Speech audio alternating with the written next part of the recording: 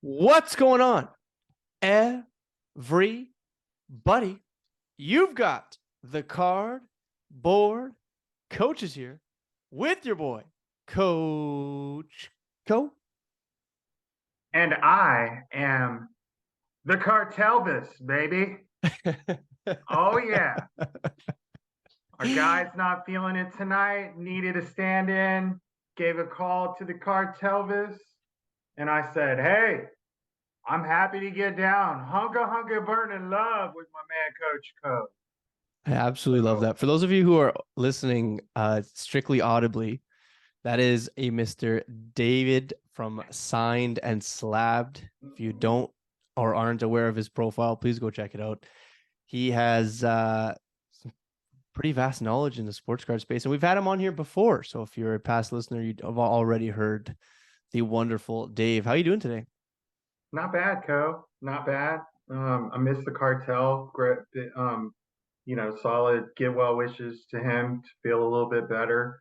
Happy to stand in. It's a little less beard and a little more hair for you today, people. So Yeah, that's the trade off you get. we just move it around, you know. Yeah, but still incredible facial hair and incredible eyewear.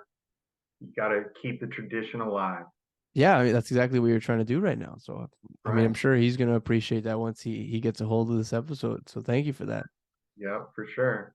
So Dave, one of the reasons why I wanted to bring you on here today is because you did a pretty extensive let's say we did pretty extensive work on the PWCC top 100 cards list. For those of you who are unaware, PWCC did a list of the top 100 cards, and several different voices in the sports card hobby provided their own personal lists to contribute to this list. And then there was a bit of a voting process in order to determine if the card made it onto the list and how high that card ranked on the list. And Mr. Signed and Slabbed himself was quite prominent in that process. So, and I know that holidays rolled around. It was like just before the holidays, if I'm not mistaken. And then the holidays started ramping up. And I don't know if anyone's had an opportunity to talk to you about this. So I'm kind of excited that we get to.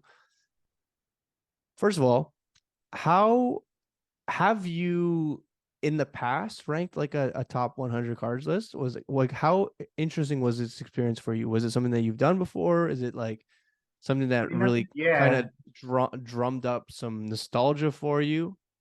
yeah. I'd never done something like that formally. So Adam, the real 727, I think is his thing. And he had recently gone to work at PWCC. He also publishes the Basketball Card Fanatic monthly, and I actually have a pretty extensive article in this month's issue that kind of talked how I went through my development of the iconic process. So anyway, just shout out to them. A subtle Because plug. I like it. yeah, because they were the organizers. Yeah. So I Yeah. mean, you got to give credit where it's due.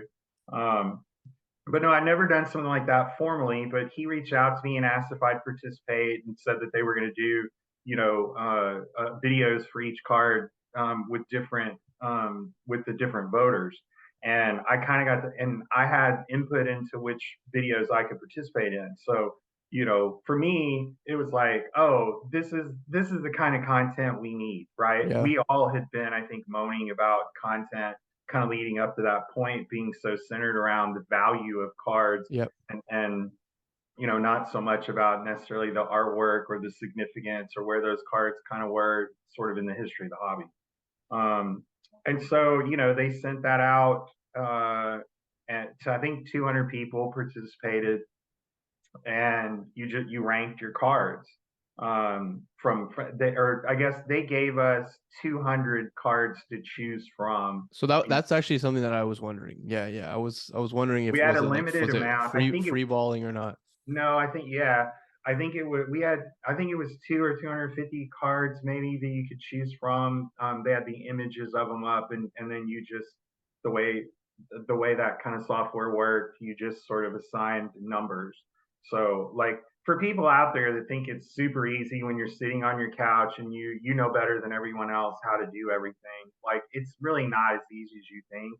Um, and then especially if you had cards that maybe weren't on the list that you thought or weren't in the choices that you thought should have possibly been there. And there were a couple like that for me, but overall, I think they gave plenty of options, but limiting us to 75 on our rankings kind of it forced you to make some decisions that you wouldn't have to if you could have gone all the way to 100, which I think was actually pretty smart on their part. Yeah.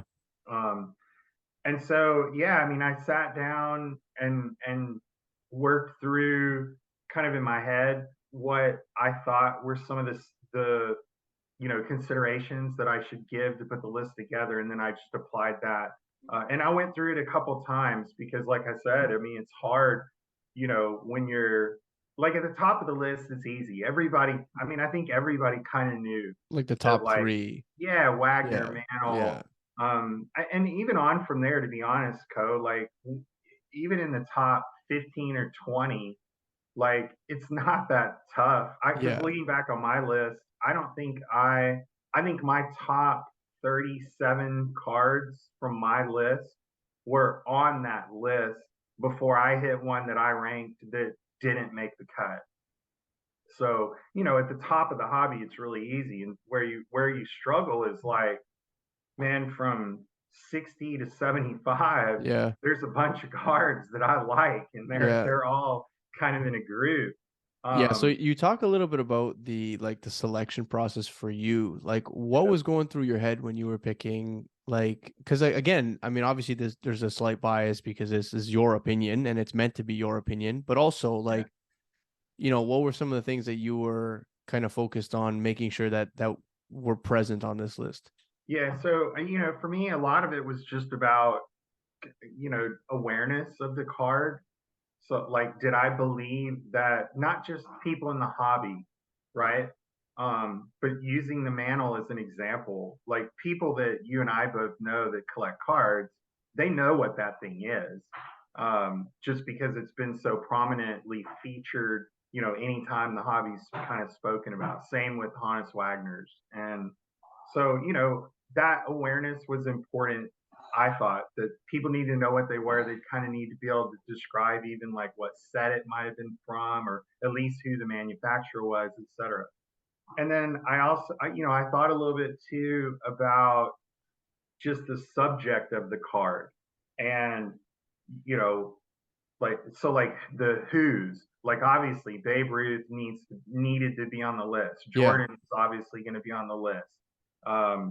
Joe Montana and Brady, and I Yes. mean, again, those sort of upper echelon guys.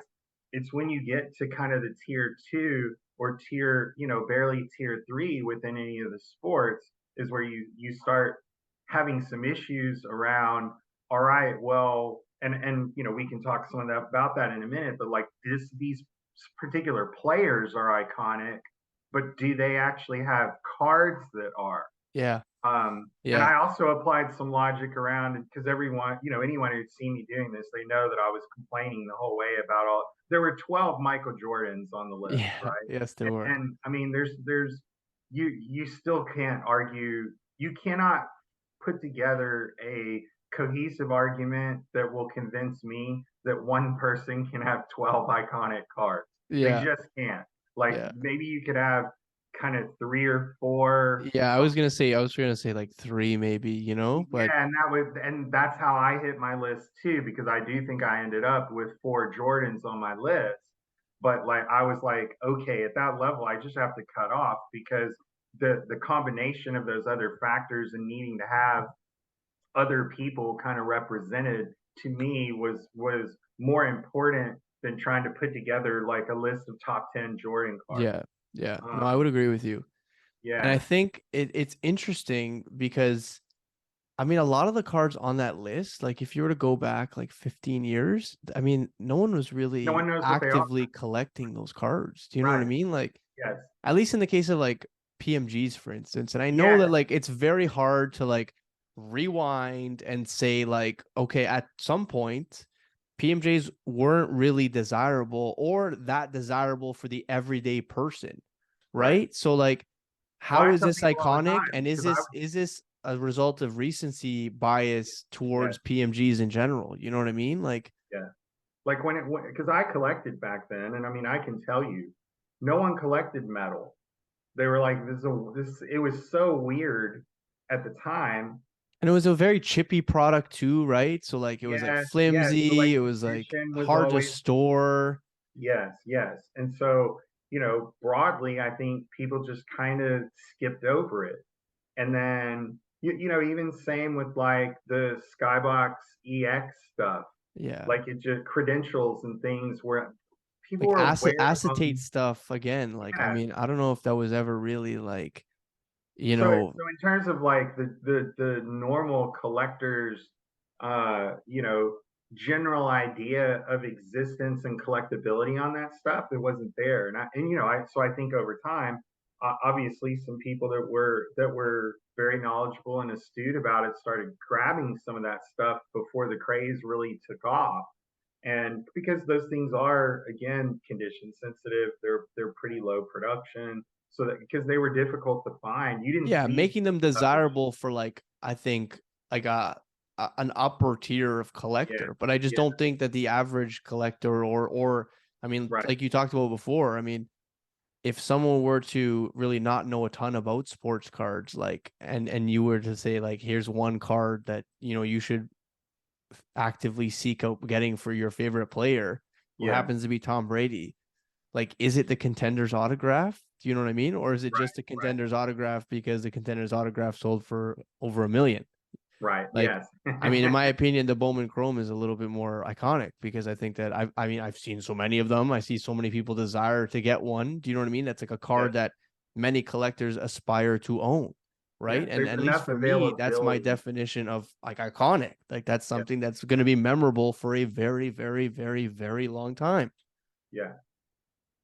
Um, so that when I worked my way through that, and then like I said, I got to pick some of the videos, and I think when people go back and look to kind of see which cards I selected, there were a number of them I picked that were really on the lower end of the threshold around value. Things like Yeah. David Robinson hoops and even like Shaq upper decks. Like I But I think would that card is I think that the Admirable's rookie card is iconic though. You know what I mean? Like, that's, I don't know, like there certainly for wasn't, people of a certain age like that, yeah. we remember kind of the chase for that card, right? And I mean, Um, he's made his stamp on the sport, and you know what I mean? Like, and Hoops is a relatively iconic brand, like yeah, I mean, it checks a lot of boxes, that card. yeah.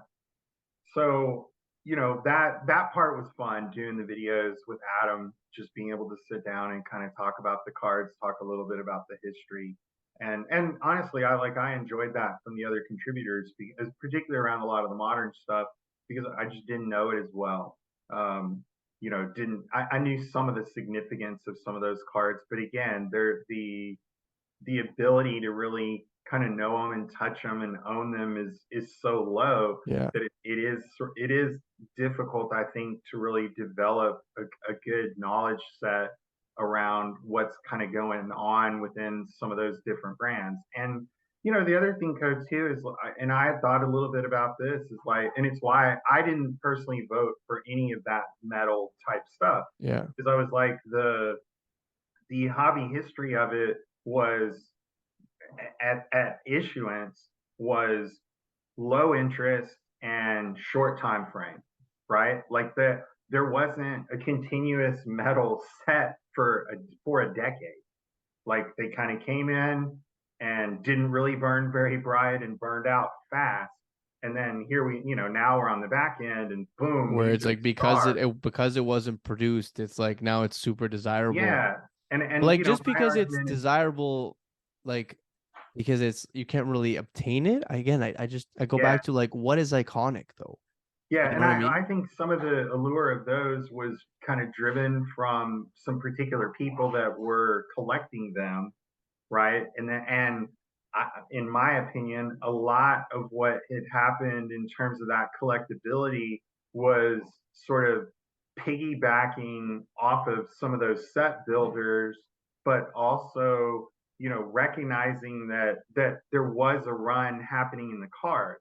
But like, because I still think about now, like if I was only going to have Charles Barkley is a guy that I like. If I was only going to have 5 Barkley cards, his PMG is so far away from being a top 5 Barkley card for me that I don't even consider it, right? Yeah. But I'm not making that assessment based on dollar value. I'm making Yeah, it, or like flippability, if yeah, that's I'm even a basing word, it you know on what I what mean? do I Like, yeah, remember being the cool Charles Barkley cards, and yeah. those are part of that. Well, I mean, so much of like the market in the last 2, 3 years has been, what not only do I kind of like, but more specifically, like what will everyone else like Right. when it's time to sell? Do you know what Yeah. I mean? Like that's Yeah. pretty much like I mean, it's influenced at least me with some of my buys, like not only is this a guy that I think is going to start performing better than he is, like are his circumstances going to improve? Yeah. Is the price right? All these things, but also is this the particular card that people are going to want to buy for this particular player, right? And I think Right. with that PMG boom, I mean, it became like it's like a snowball effect where like a bunch of them started dropping, and then you're like, okay, like this is one that people will pay a premium for, and they're actively looking for, right?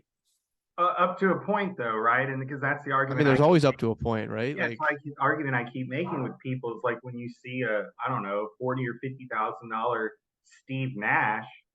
I mean, are there really a dozen people out there in competition for that card? And I think the answer is clearly no. And so over time, unless you don't think there's unless some 12 big money Canadians that want to own a Steve Nash card? yeah, right, or 12 Santa Clara alums, or I mean, it just how many people are really going to be in it for that? And so I like again the economic dynamics of supply demand. I get it, but I still 100% believe over time, if you're willing to be patient, the overwhelming majority of those guys not named Jordan and Kobe are coming down, and they're coming down. They're going to come down big I mean, because Kobe came down came down massively, man. huge, right? Which Massively. again, it sort of proved that like maybe Like the he people even that he wasn't immune to it. And I yeah, was like, I'm and like, maybe do the we people understand? who wanted them already had them, right? Yeah. That Yeah. they were so far along in the PC of their player before the boom happened that they got there. Yeah. And now it was like, why don't I'm not jumping in this fray because for $200,000 I could do a lot of other things. Yeah, no, for sure, man. 100%. So anyway, that's my view on that stuff. So like, that was one of the big differences that came up, I would say, kind of between my list and some other people's is like the what I'll call the modern anything like 1981 and on is where I sort of set that. Yeah. I don't I mean, have as that's many that's modern that cards yeah. as other people would have. And I look back at the list to see, and I think the way it finished off is there were 57 cards manufactured in 1981 or after on the list, and there were 43 that were 1980 and earlier. My list would have been Yeah. certainly way more the other way. Yeah, which I'm if we look at and it's funny because you and I were actually talking about this earlier today. If we talk about like, big moments in the hobby, like the 80s and 90s were massive for the hobby, Yeah, right? So I yeah, I don't think any stretch, that there's a majority, or I mean, it's not an overwhelming majority, but it's definitely significantly more cards from like the modern era than the vintage era, right? Like yeah, because although those vintage cards are iconic, again, like desirability based on scarcity, it becomes a thing, right? It's just ironic that it happened on the back end, yeah. where we're talking like, okay, well, not everyone has like a Sandy Koufax rookie or a, you know what I mean, like or had access to one or saw them play But or again, do they know what it is? When they see it, do they immediately kind of know what it is, right? yeah, Because I've said a lot of times that's the benefit I think for the vintage cards versus modern is there, and other people talk about this too. There's only one rookie, yeah, right? that's true, that's true. I don't have to look around of the 14 different products Unless to you're Mickey decide. Mantle, right? Yes, yes. So 51 Bowman or 52 tops? I mean, 51 Bowman's the obvious rookie, but 52 Top's the one Yeah. everybody wants to own. Yeah, that's true.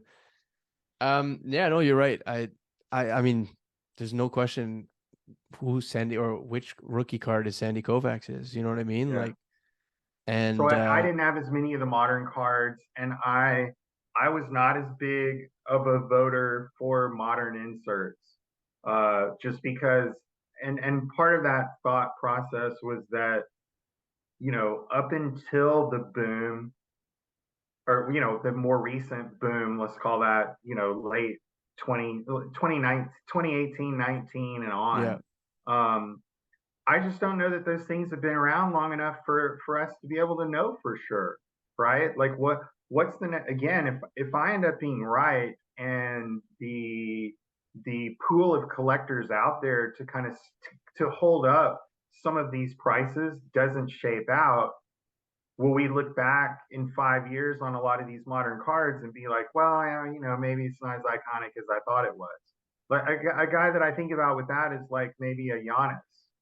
If he doesn't win a title again, or he doesn't win another MVP, like, yes, he's great, but in the sort of hierarchy of the game towards the back end of a career, where do you end up with a guy like that? I mean, I think Right? that's safe to That, say like because like Curry, think about it. Curry is He's a different story. yeah, LeBron is a different story because they're already there. But yeah. like, Mahomes Well, because and that's why, and that's kind of why his cards are where they're at.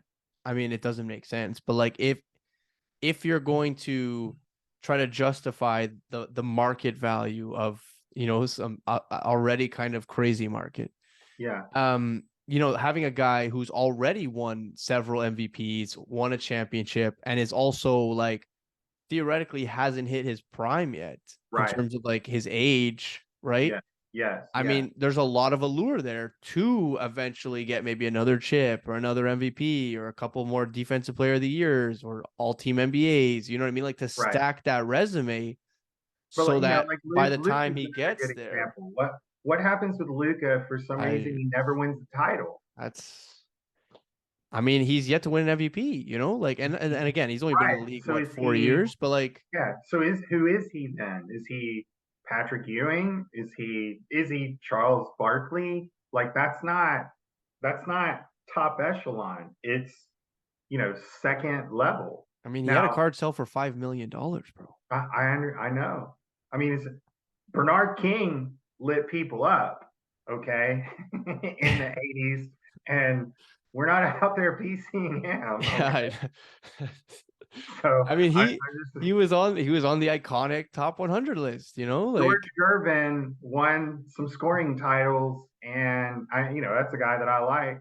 But again, where's he fall? And so I mean, he's top 50, top 75, whatever. But in terms of like, there are no George Gervin cards that are even pushing like $20,000. I don't think. I'm not sure what his rookie goes for I don't think 10, so but either. I don't yeah, think so so it's either. kind of crazy. Um, so yeah, like well, so you and I talked a little bit about like stuff that I don't know. What do you want to? Where do you want to go? I could go to stuff I think was missing, or Yeah, talk yeah. about I mean, what was yes. Let's silly. go. Let's go. What you think was so we talked a little bit about what you think was kind of biased about the list and some of the inserts and some of the modern stuff and some of the higher priced items. Like, yeah, what do you think was left off the list? Because again, like 200 people voted for this top Right. 100 list, right? So Yeah, it were 150 or 200. It was a yeah, lot of people. yeah. So I mean, Um, and there's definitely it's interesting to see where everyone else's heads at versus where yeah. your head's at, right? So what are some iconic cards that you think were left off that list? So I had three lists Like for what this. was the highest? Here's the question. What was Yeah, the highest card you had ranked that didn't make the list? 63 tops. Pete Rose, How high was it on your list? 38. Ooh, that's high. That's high. Iconic card. I agree with you. I agree How with you. Pete Rose didn't make the list? Mexico. And I he agree really, with you. Pete Rose really only does, I think, have kind of one truly iconic card. Yeah. Everyone knows what a Pete Rose rookie looks like, and it's not like it's a cheap card in No. good condition. And Uh, he's I mean he's not in the Hall of Fame either. You know what I mean? Like so like imagine if he was. Imagine like yeah, it's yeah. But so Pete Rose was the highest one on my list that didn't make it. 38. The next three that were pretty close. So that and the next three were all in my top, all in my top 50, and they didn't make the list. The T206 Eddie Plank. Nice. I think that's another. I think it and the Rose were like really close to making the list and didn't quite. But Plank is kind of that second after the Wagner. And I ignore the two kind of Doyle errors and the other one. Yeah. Plank's a pretty expensive card. It's pretty well known. So that was one. From an iconic set. Yeah.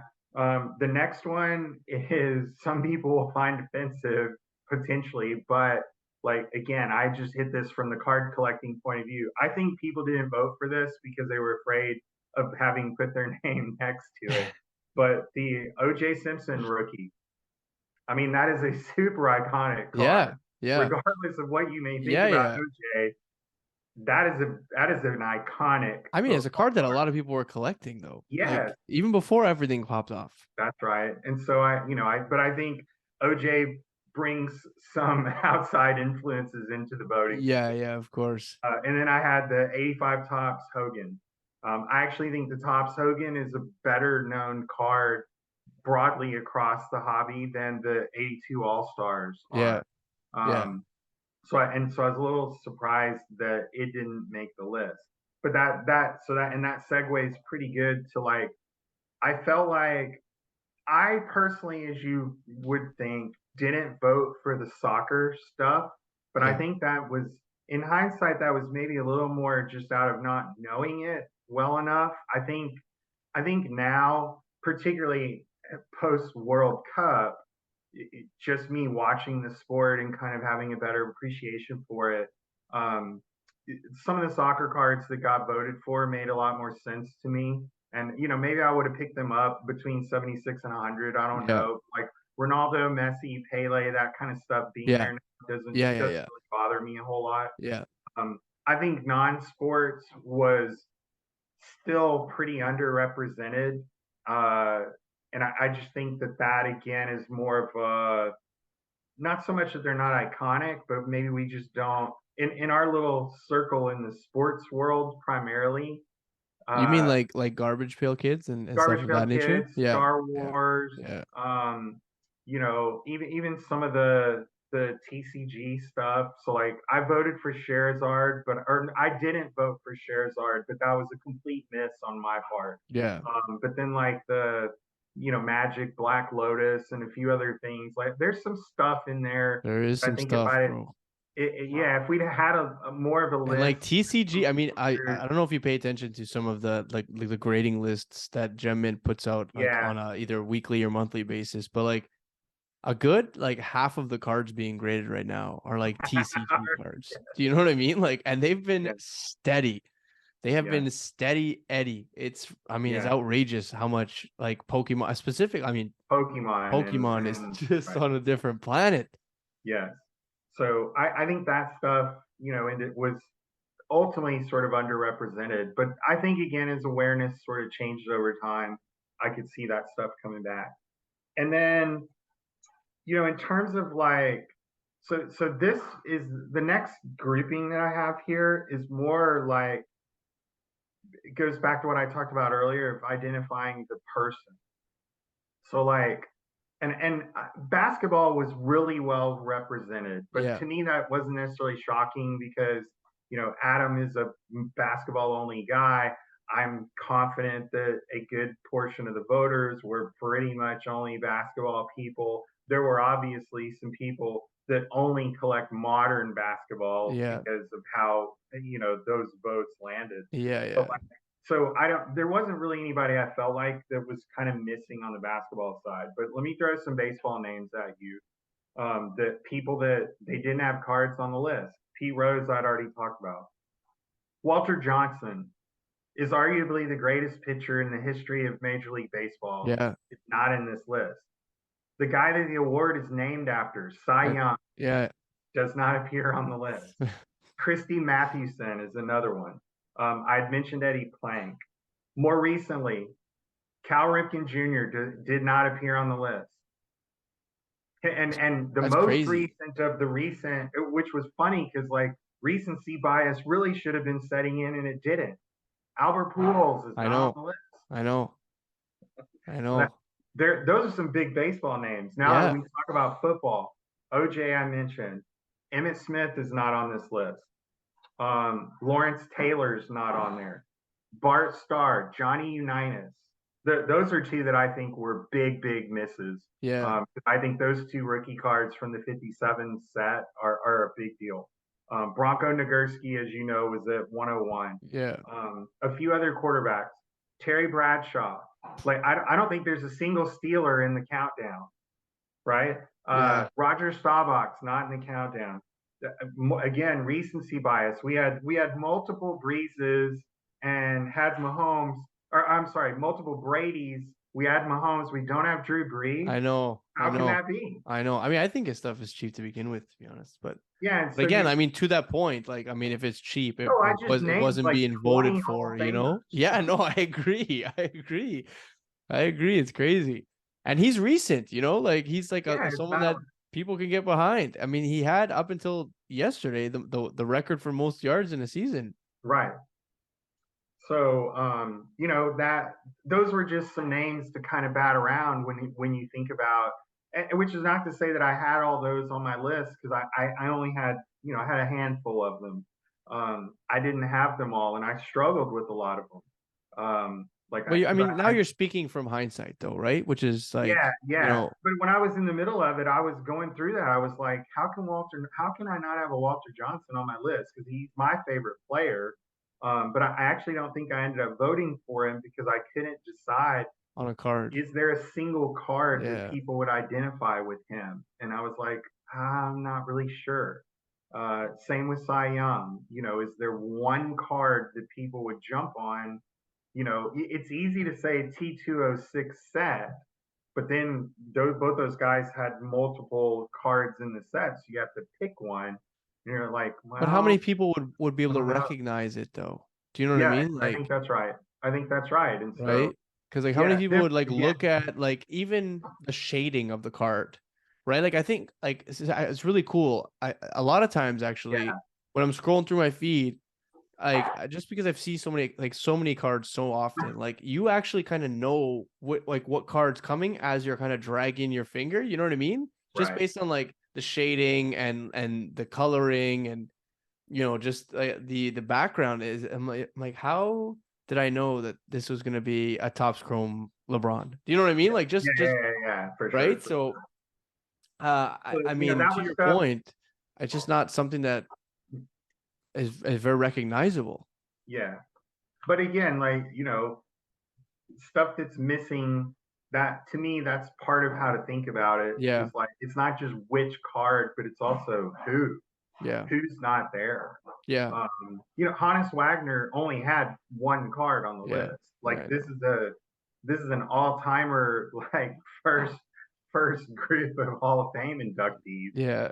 Like to have one guard on the list just sort of shows again. I think it sort of proves out.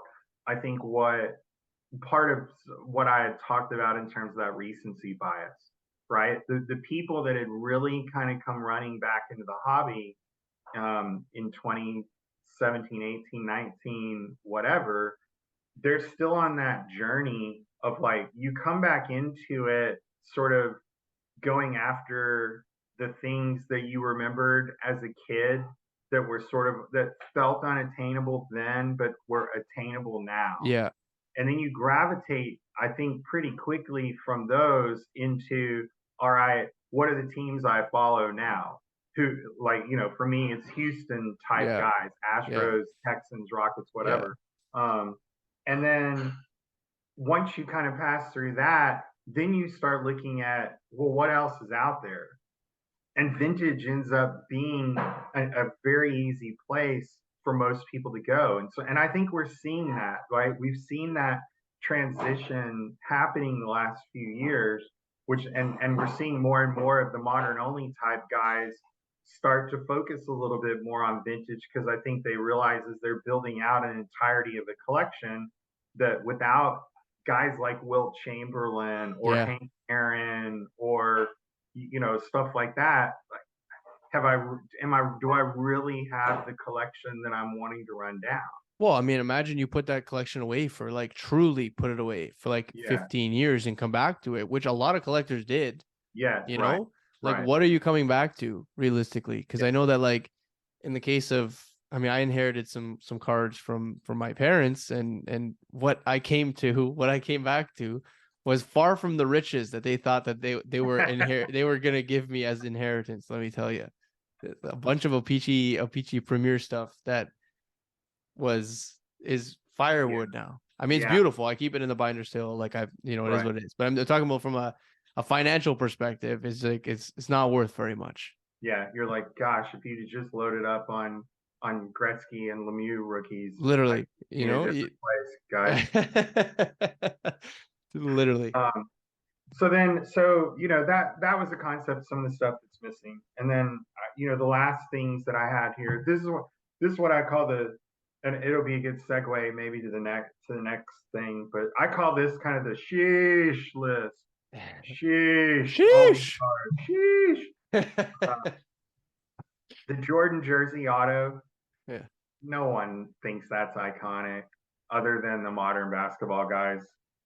The Jambalaya Jordan, like I understand the significance of the insert set, but like people can't tell you they don't even know what year it's from. Yeah, it's Um, true. Actually, it's true. Metal Jordans and Kobe's.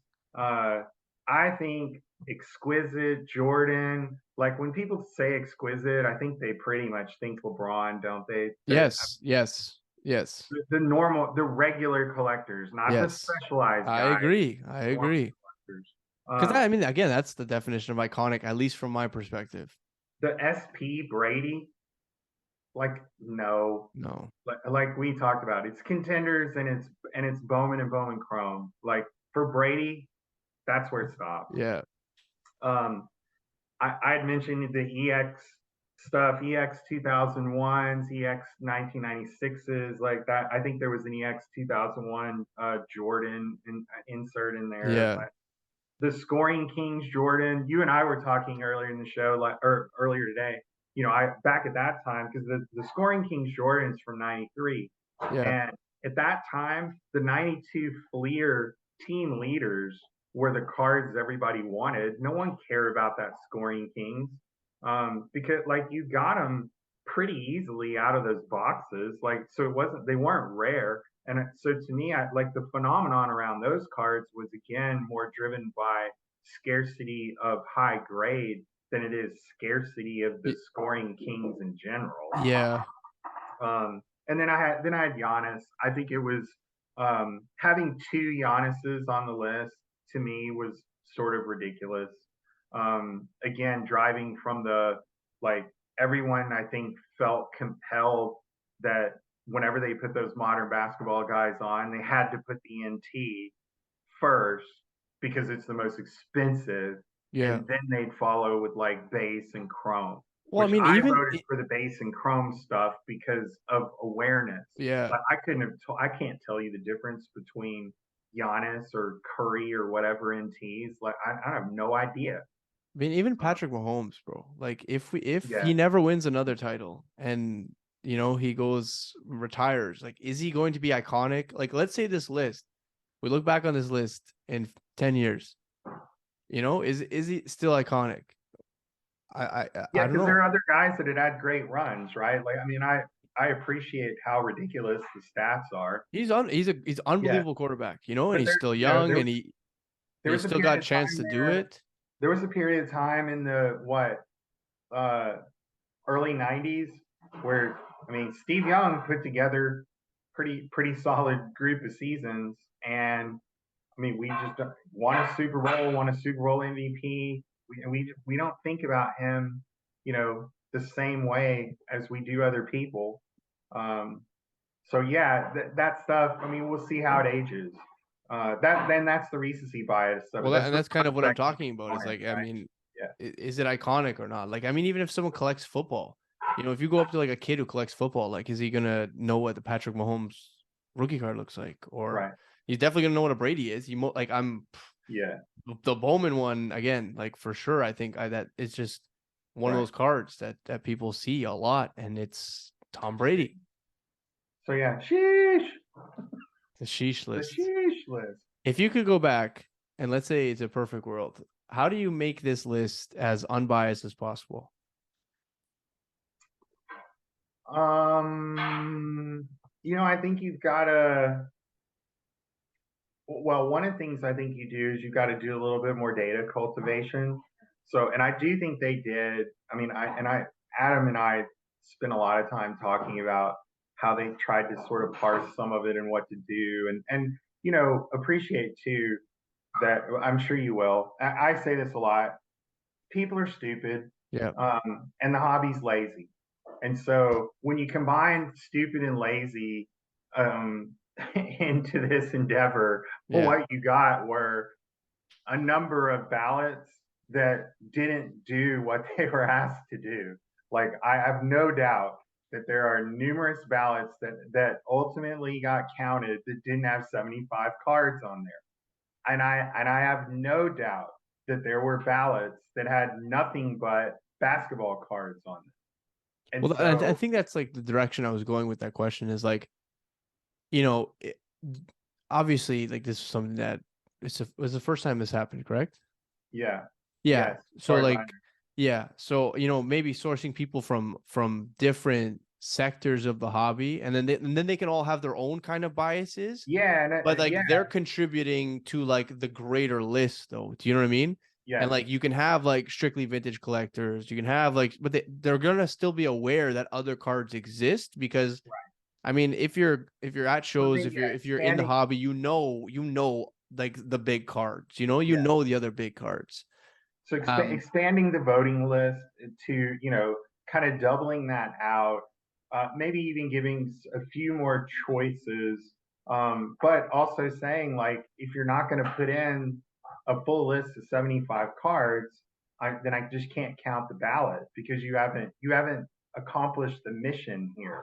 Because I think if people had really done that, stuff that would your 80 to 100, I suspect starts to look very different because Adam said that the next 101 to like 130, I think, where they're like so close that one or two votes or even just moving a card up. Like if I had voted, because I think I had Nagurski at maybe top 70 in my list. If I would have put Bronco at like 55, he would have made it. So I mean, it's that close in terms of wow. several cards that didn't make it. Um, so I think if people had really And filled you out, still couldn't bump Pete Rose, eh? No one must have voted for him at which is all. You put just at 38, bro. You just couldn't do it. He can't get into the Hall of Fame. He can't get into he this top can't get in the 100 Hall of list. Fame and he Oh, can't get on the top 100 list. Like you gotta poor feel Pete, bad for poor him. Pete. That's all right. He'll be here in Houston at the Fitterman Autograph Show of Texas, uh, Friday through Sunday here in great sunny Houston, Texas, along with a bunch of other people. So This another upcoming plug week? for my guy, Fitterman Sports Show, the Autograph Show of Texas. This upcoming week? Yeah, Does this turn into a plug show without me even attempting it? You know, like that's what are the I chances that Pete Rose is represent my gonna be? guys, right? No, but I Um, mean, what are the chances that Pete Rose is gonna be like? yeah, P Rose will What? be there. We got, I think he's got Mike Tyson coming to town. He's got the Hulkster, so the Hulkamaniacs are going crazy. You, if you want to be the man, you got to beat the man. Ric Flair will be there. This is the only time ever that I think they're offering combo photo opportunities for Hulkamaniacs and Nature Boys, both of them together with you in a photo. We've got the glove, Gary Payton. Oh, Carl Malone's delivering the mail. That's big because he hasn't done a Whoa. signing in a while. I'm going to be hitting the mailman pretty hard. It's a It's if it was a really good one. Uh, AI is going to be in town. Oh, Charlie Sheen and the Major League guys are going to be here. I mean, it's you may want to look at getting a Bro, that's plane a line. ticket down to Houston for That's the a weekend. lineup. It's to be That jumping. that is a lineup. I got no advance notice though, so I I appreciate that. know. I know. Appreciate that. So let's talk about, we've talked about the past. We talked about I mean, we've really talked about the past with this top 100 and also last year. Let's talk a little bit about 2023. Let's talk about, I mean, I'm tired of talking about where the market's going to be. So, I mean, it's up to you if you want to talk about where the market's going to be, but what are you looking forward to the most in 2023? And what are you currently working on assembling? Because I mean, usually it's a set. So I'm going to go ahead and say assemble. Yeah. Um. So I think what I'm looking forward to most this year is some of the PC the player collecting PC that I've been doing, right? Because as some of the big prices have worn off, I think some of the cards that I either wasn't aware of or kind of gotten interested in and ran away from me, they've come back. And so, I do a fair bit of collecting of Mookie Betts. Um, I've started finally picking off some of the Mike Trouts that I really wanted.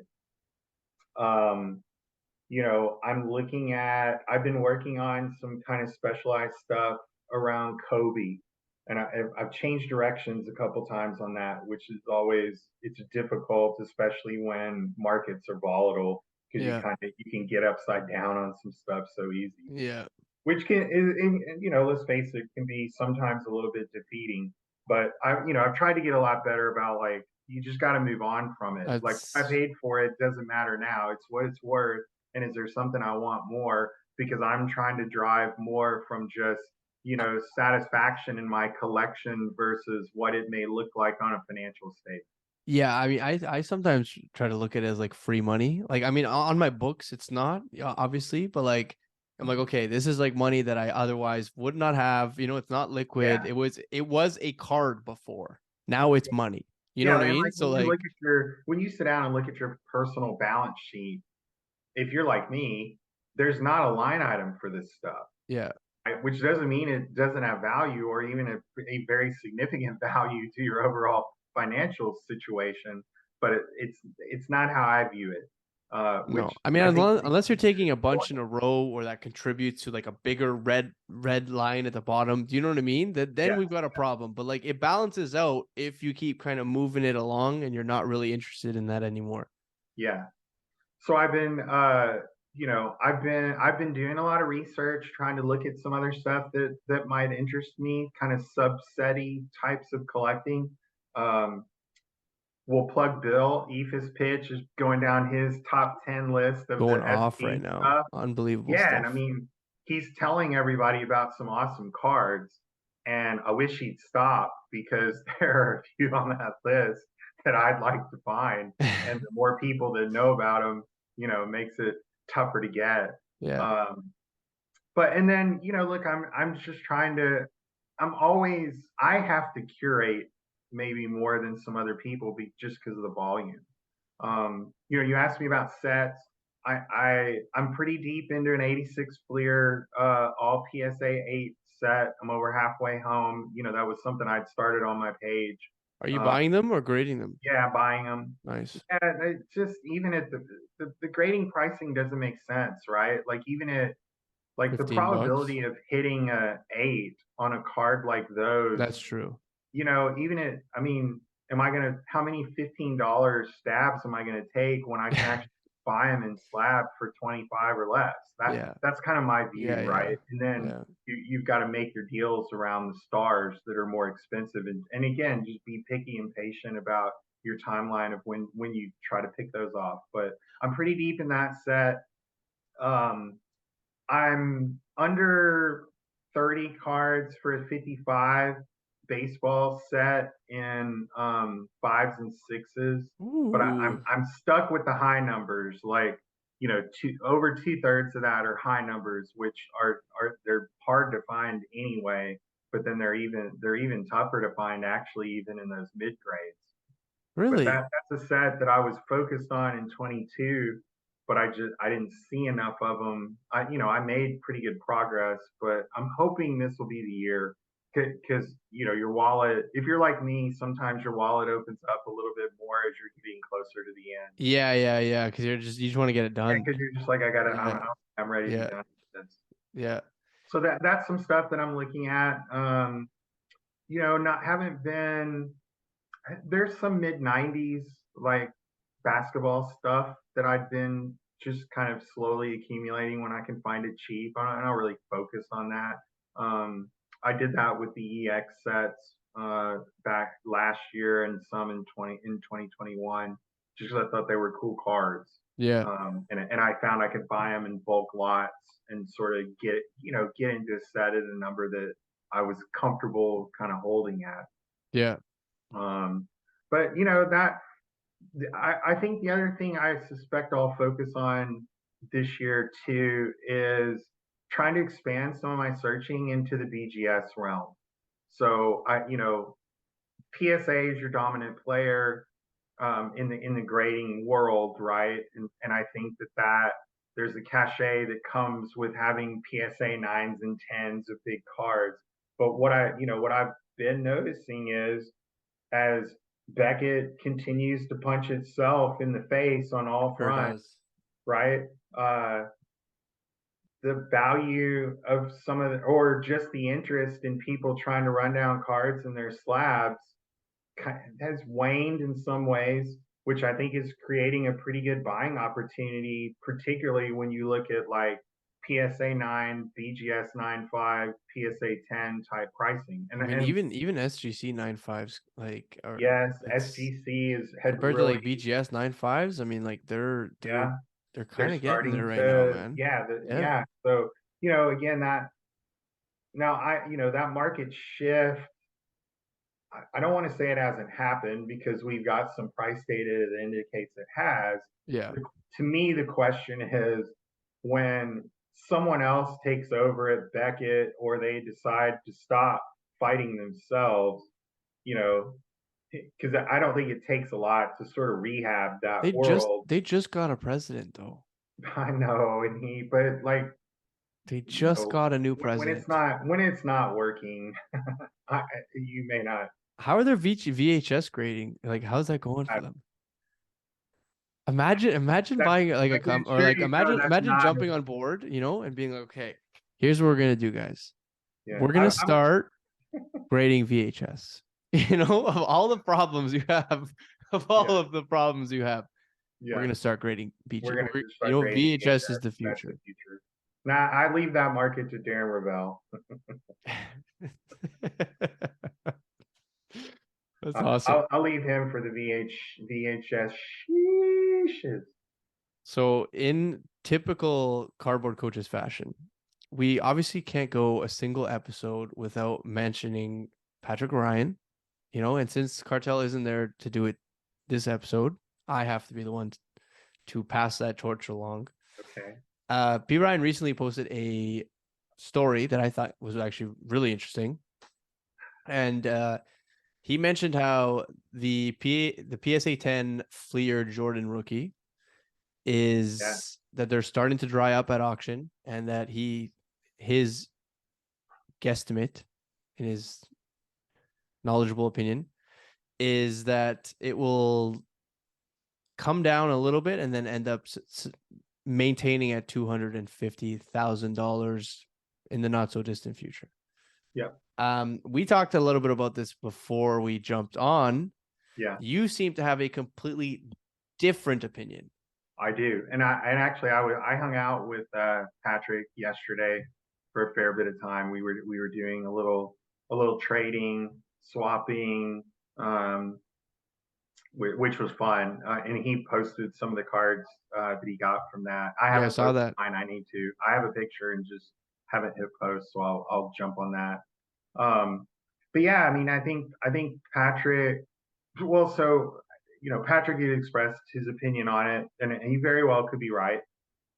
My opinion remains what it's been for I'd say a good 6 to 9 months.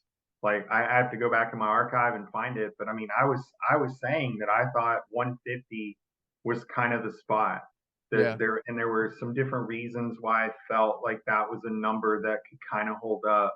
Yeah. I And think look, you were saying that you were saying that like at least like at 6 months ago at least, yeah, maybe earlier than that. yeah, and part of that was just around, some of it was just dollar level, kind of thinking about, all right, it's a card that still people are going to want. And with some of the gains that people had had on some other stuff, like I just, my sense was that in that kind of 150 or even just slightly lower range, there would be some people that would kind of extend into it. So they'd consolidate out of something else into their grail card at a number that I think that they could feel pretty good about. But Co, the other thing that still just hits me about that card is kind of twofold. One, the pop on it's just too big. And I know there's the argument out there that how many thousands and thousands and thousands of collectors would want to own that card, and I don't suggest that that's untrue. But what I know is true is there are not multiple thousands of people out there in the hobby that are going to be able to drop $150,000 on a single card. I mean, I Yeah. think about how deep my collection is, and I've never spent anywhere near that amount of money on a single card Yeah. ever. Yeah. And I still don't see myself doing something like that this year. And so, the population count on it to me is too high. And then if you add to that the knowledge that I would hope people have seen or have understood, there are 4, 5, 6 collector investors out there that I think are still holding a pile of these things.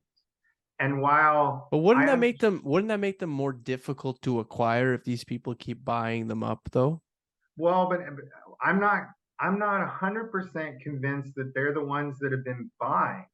I actually think that they've been selling off a little bit at a time on the way down. You Now, think I do so? think that there could have been a couple people that, had some that, maybe got kind of caught in a leverage trap or something like that. And that was an easy way to kind of generate, a six-figure pay down on a note or something like that. Yeah. But, when I mean, I think for a card like that in that condition, to really be able to maintain a dollar level like that, you've got to have enough people that are willing to just grab it and hold it.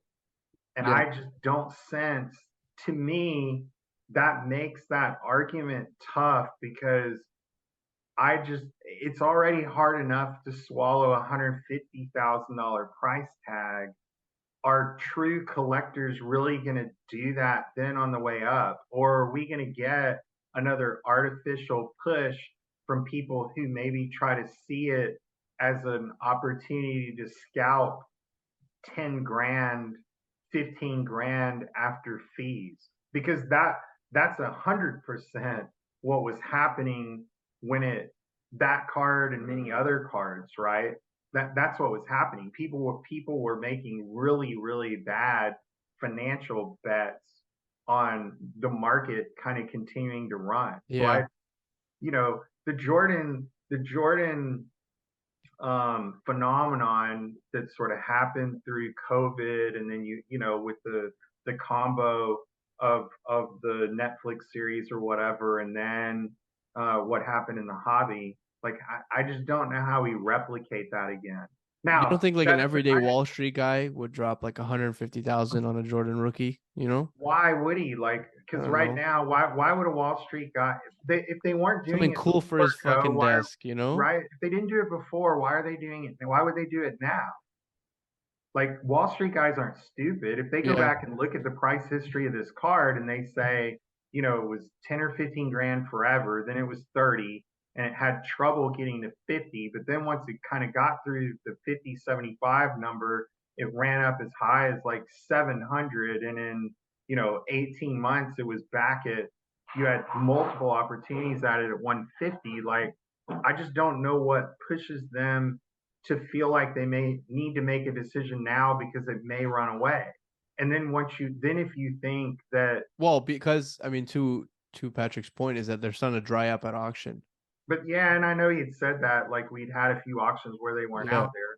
We have 2 live auctions right now that have them. Now, the bids on them are pretty good, but don't you? I mean, if another one, let's say one pops off at 200 code, it's not a perfect card. What Yeah, do you think happens right after that? that's true.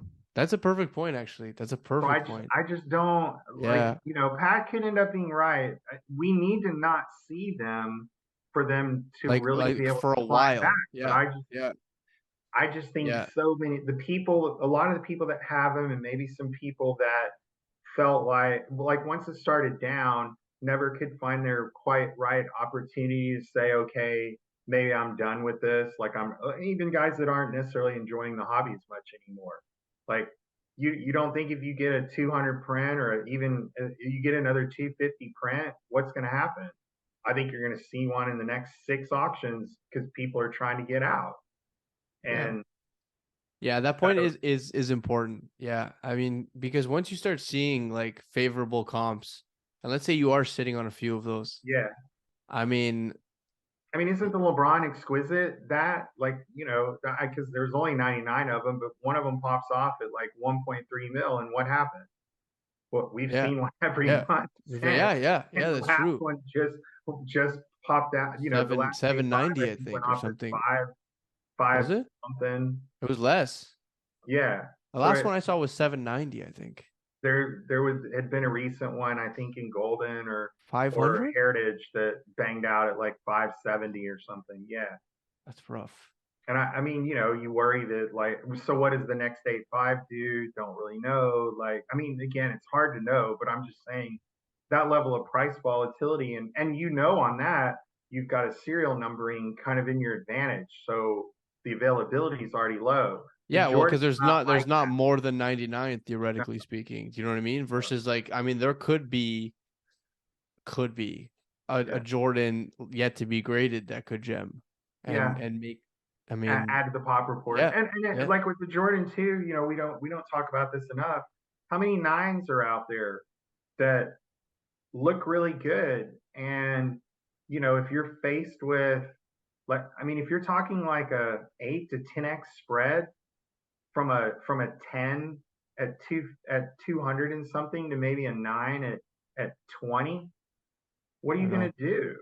And I just think that all that together makes it a little bit difficult for that.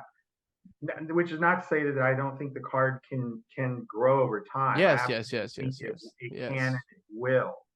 But I do think we're in kind of that range right now of where even if they do dry up and they come back, I still think 150 kind of made a lot of sense. I still think it makes a lot of sense. And I just don't see the impetus to make it run higher unless Pat ends up being right and the holders of it just say, forget it, I'm not Yeah, making these available. I'm But not budging. Yeah, there's yeah. always going to be some dude that has a wife that wants a new car and That doesn't hold the job line, man. You know, or you wants gotta a hold. new get Everyone's gotta I got hold the I got to line. they're finally like instead of sheeshing it out and sharing hotel rooms with their buddies at card shows, they discover a life mate and they got to pay for a wedding, and next thing you know, yeah, bye bye MJ. Yeah, that's In true. real. That's true. That's true. Well, team, on that note, we are gonna leave you guys with I mean, hopefully some quality information today. And I want to thank you for jumping on the podcast today and contributing one hell of a good time for our listeners. So thank you so much, Dave. Yeah, absolutely. Cartelvis is here for you. We'll do it again with the real guy soon. Love to hear it. Team, I hope you enjoyed this episode of the Cardboard Coaches. Have yourself a wonderful rest of the day. Cardboard Coaches and Dave are out.